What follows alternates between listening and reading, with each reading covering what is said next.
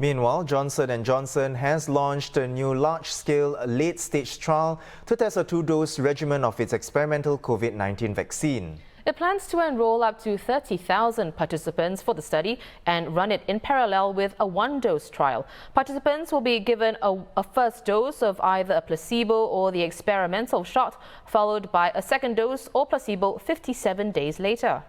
Now, meanwhile, Paris-based drug maker Sanofi said its COVID-19 vaccine will not need to be supercooled and a normal refrigerator will suffice like the flu vaccine.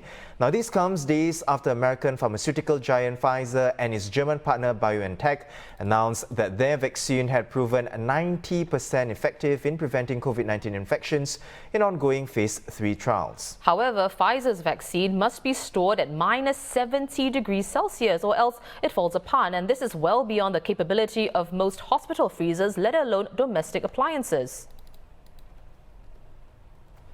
Now, Singapore has been in talks with Pfizer to secure doses for people here. But given the strong demand for vaccines worldwide, Singapore is unlikely to get enough for every person in the initial months or even the first year. Well, here to share more is Associate Professor Alex Cook, Vice Dean of Research at the Saw Swee Hock School of Public Health. Welcome back, Professor. So in the latest press conference with the multi-ministry task force last week, Health Minister Gan Kim Yong said Singapore will work on securing a portfolio of COVID-19 vaccines instead of relying on a single one. So what are the advantages and disadvantages in a population getting a range of vaccines?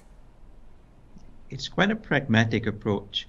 If you think over the next 12 months or so, globally, we're hoping to vaccinate several billion people. And given that, I mean, that would be the largest vaccination exercise ever. Given that, it's difficult to imagine that one company would be able to produce enough vaccine doses to be able to service the whole world. So given that, there'll be multiple different companies that are putting their vaccine out to market. And I think that because of that, we'll end up with multiple vaccines in the Singapore market as well. So it seems quite a pragmatic approach to handling that. I see. Any disadvantages to getting a portfolio of vaccines, a range of them? I think not really. It makes it a bit harder to work out who you're going to give which vaccines to, given that they will not all be equivalent. But I mean, these are small operational issues. I think the more important thing is trying to get as many doses as we can in the shortest period of time that we can. Right. Prof, when the vaccine is eventually made available, should it be voluntary or compulsory, you think? So if you look at other vaccines that we currently have in Singapore, you look at like pediatric vaccines. Although we have a very high coverage of all our pediatric vaccines, actually only 2 of them are compulsory, diphtheria and measles. And so it does seem that it would be inconsistent to say that the COVID vaccine would have to be compulsory. I think in particular, given the early phase where we're not going to have enough vaccine doses for everyone in the population to get, then if someone doesn't want to get a vaccine, then that means that someone else will be able to benefit at their expense by getting the vaccine. So I think that having it as an optional vaccine for most people is probably a practical way of doing it. But there'll be some groups in the population where we may want to consider making it compulsory. For example, healthcare workers, people who work in nursing homes, etc. I see. Well, on that note, the big question of who gets access first to a vaccine. In the Singapore context, the task force has already said that among those who would receive the vaccines first include frontline workers. Which other groups you think would be given or should be given priority? So I think there's 2 main groups for prioritization. So one is the frontline workers, as you mentioned. I think the second would be older age groups.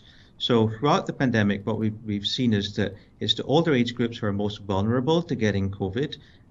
They're the ones who have been filling up ICU wards in Europe, North America. They're the ones with the higher mortality rates. And so they would be the other group that we'd be prioritizing for vaccination. Now, exactly which groups within the older age group that we're going to prioritize is going to depend a lot on how many doses we're able to get. So if we get fewer, then you'd prioritize maybe those age 80 plus. But if you can get more, then 65 plus or 50 plus may be the way to go. The exact balance between who gets how many doses we give to older individuals versus to like a healthcare workers, that's a harder one to try to balance. And I think we'll have to wait and see how many doses we're able to secure. Right. Well, thank you so much for joining us, Prof. Cook. We've been speaking to Associate Professor Alex Cook. Now, he's the Vice Dean of Research at NUS's Saw Swee Hock School of Public Health.